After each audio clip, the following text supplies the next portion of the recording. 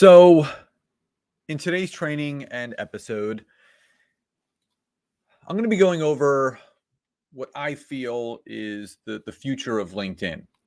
Um, my predictions, again, these are thoughts and feelings based on a lot of the changes that I've been seeing on the platform, from getting rid of the LinkedIn top community voice program and badges starting, I believe, October 8th, with the push of the LinkedIn video only feed on the mobile app, really focusing more on short form content.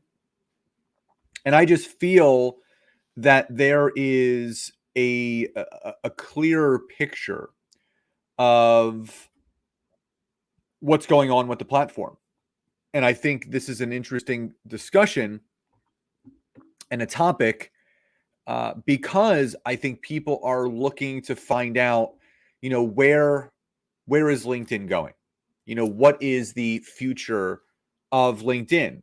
Is it going to benefit more personal brands? Is it going to benefit founders? Is it going to benefit entrepreneurs? Is it going to benefit more employees? And I think that's something that really needs to be taken into consideration, but also it needs to be discussed.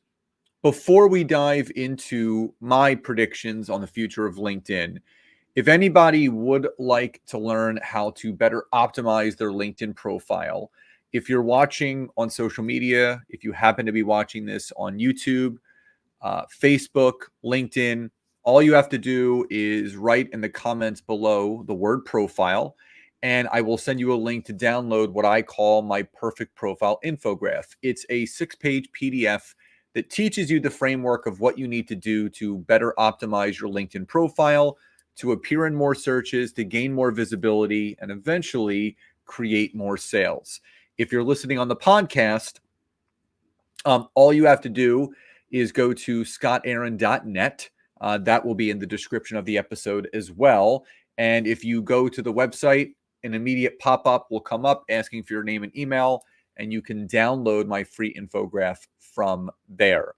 As well, if you're watching on social media, if you're watching on YouTube, please subscribe to the channel. We just eclipsed 2,000 subscribers now on my YouTube channel. And I've only really been focusing on growing it, I would say, in the last 6 months. I've had the channel for 13 years.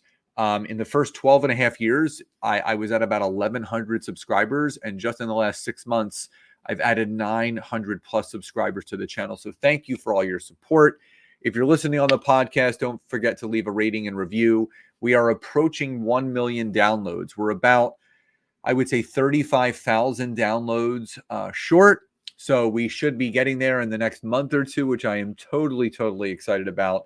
It's going to be amazing. So let's get into today's episode, which is my predictions of where I see LinkedIn going. So first and foremost, what I see first is there's going to be a greater focus on content creation. So for a significant amount of time, LinkedIn was more about growing a network, growing a following, connecting and messaging, which is still going to be a core principle of the platform. But with everything that I've been seeing, it really is becoming very clear that LinkedIn wants people to produce more content, not just any content, value-added content, from LinkedIn newsletters to LinkedIn live streams, short form videos in the video only feed, slide documents, regular image text posts. LinkedIn has really made it abundantly clear that they want people producing content, and they are going to start rewarding those that do, which is giving them more visibility. And visibility is the name of the game on LinkedIn. The more visibility that you have, the greater of an opportunity you're going to have to connect with more people, have more conversations, which is going to lead to more conversions in your business.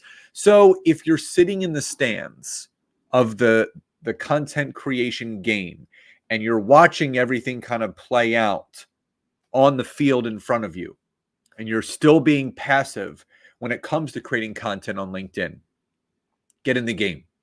There's a saying that goes, the best time to start was yesterday. The second best time to start is today. And I've done previous episodes on content creation, specifically on LinkedIn, where if you just did a video on Monday, a market research poll on Wednesday, and a long form image text post or newsletter edition on Friday, you're good as gold. 3 posts per week. And I really feel if you challenged yourself and pushed yourself in the beginning, yes, there's going to be a learning curve and it may be a little bit frustrating and a little bit overwhelming, but anything that you do new for the first time, it's going to feel that way. So lean in and have a greater focus on content creation. The second thing, I'm seeing LinkedIn really having a greater focus on founders and business owners. So what does that mean? LinkedIn is really doing its best to really highlight founders of companies or a personal brand. It could be a solopreneur, a coach, a consultant, and business owners.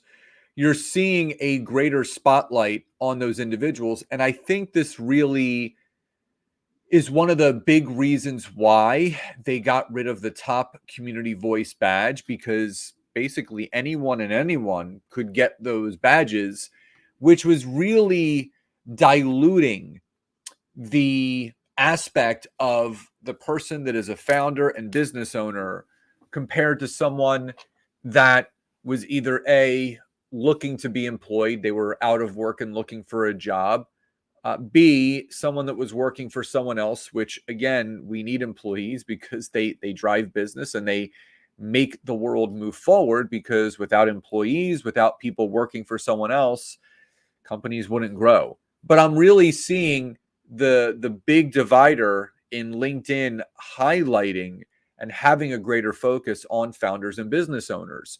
So you see this from the types of content that they're pushing out, right? You're seeing a greater focus on visibility. You're seeing a greater focus. And again, I think this goes back to something that I stated in number one. I think one of the main reasons why they did remove the LinkedIn Top Community Voice badge is because they wanted to create more of a division, not, I would say, to separate people, but to really highlight people that were the founders and owners versus the employees and such. So it makes you really think about, what industries are going to be impacted most by these changes to LinkedIn. And I would say the number one industry that's going to be impacted, I don't want to say in a negative way, but in a less visible way, I would say are products and goods. So it could be individuals that are maybe in e-commerce, they're selling physical goods. It could be people that represent other companies that are selling their products, like network marketing. I really see LinkedIn creating that division line focused on, business information, business education, tips, things to advance people in industries and careers like coaching, consulting, all of those things, and less of a focus on specific physical products like health and wellness products and CBD and hemp and all that stuff. You're seeing a division line. And I would say for the people out there that do have products that they're selling, I think there's going to be a greater focus for those individuals and those companies on the company pages of LinkedIn, because there are new updates to LinkedIn company pages. So it's really having the owner and the founders think about their strategy and their technique. How should they be using their personal profile compared to how should they be using their company page? So there's a big difference between the two. So I do see this big sway towards a focus on founders and business owners and less those that are in selling. Now, I don't want to say sales, because sales is always going to be there, but a network marketing type of thing or someone that's in e-commerce, you're going to see a bigger push towards those individuals continuing to use the more visible platforms like TikTok, Instagram, and Facebook. Now, The third and final thing that I really see in the future of LinkedIn and where it's going is more exclusivity on LinkedIn. Now, this I feel is really about the changes, and this is completely predicated on LinkedIn getting rid of the LinkedIn Top Community Voice badge. It is something that I partook in. At a certain point, I had about 5 or 6 different Top Community Voice badges. I was very, very interested in this feature because I think everyone is looking for ways to showcase their talent, their skill set, but also they're looking for ways to make sure that they are being positioned as the expert in their space, but also that social proof. And the Top Community Voice badge was a great way to do that. But as I talked previously, LinkedIn is getting rid of this feature come October 8th. And now the LinkedIn Top Voice program, which is the blue badge, is still going to exist. And that is invitation only. So I'm seeing from, I would say, a 10,000 foot view, LinkedIn creating more exclusivity on the platform. Because remember, the difference between the LinkedIn Top Community Voice program and the LinkedIn Top Voice program, the community, that was basically anyone and everyone could get that. You collaborate and contribute to a few of the LinkedIn collaborative articles, 3 or 4. People start finding them insightful and information filled. LinkedIn will then tap you and give you that Top Community Voice badge that you can showcase for up to 60 days, or if you continue to produce for that specific Top Community Voice badge, which mine was lead generation, they will continue to obviously allow you to keep that badge. The Top Voice badge, the blue one, that's invitation only. So the LinkedIn editorial team combs through the information that they see within specific industries on LinkedIn, and they invite those people to the program themselves. So it's invitation only. So at a given point, you had the LinkedIn Top Community Voice program and the Top Voice program simultaneously running. One, the LinkedIn editorial team was inviting people to. The other is anyone and everyone could get that by just contributing to the collaborative articles, whether it was value added or not. I feel that they should have put a little bit more parameters around it to make it more, I would say, still feasible to get the Top Community Voice badge, but you definitely had to do certain things in order to get it, instead of just, writing 3 blanketed responses to a collaborative article and ding, ding, ding, you then get the gold badge. So if you can look at that, yes, there was a way for anyone and everyone, but also invitation only. But now with the discontinuing of the LinkedIn Top Community Voice badge and only continuing with the Top Voice badge, where it's invitation only, there is a clear line that's being drawn. LinkedIn is only going to invite those that they feel are industry movers and shakers, where they're making it more exclusive. To have any badge on there. I'm not talking about the LinkedIn Premium Gold badge. I'm talking about the Top Voice program. It is now moved into that upper echelon of exclusivity, where, again, they have to reach out to you and tap you on the shoulder and say, hey, Scott, we love your content. We would love to invite you to the LinkedIn Top Voice program. So obviously there's going to be some other changes along the way as we start to move into 2025. I'm not sure if any of these are going to be true, but I would say from a 10,000 foot view, just from outside looking in, actions speak louder than words. So whatever LinkedIn is saying or doing, I kind of look at the action. So I look at some of the changes, the things they're pushing out, things that they are getting rid of. So again, it's that adage of actions do speak louder than words.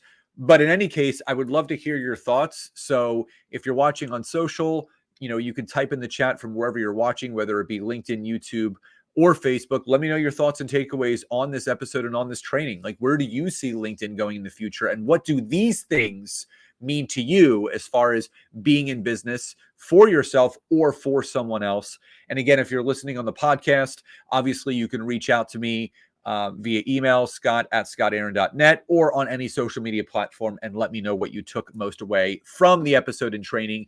And one last time, if anybody would like to get started on LinkedIn, you want to learn how to the simplicities of optimizing your LinkedIn profile to appear in more searches, to get more visibility, to have more people visiting your profile, to then creating more sales. All you have to do in the comments, just type the word profile, and I will send you the link if you're watching on social.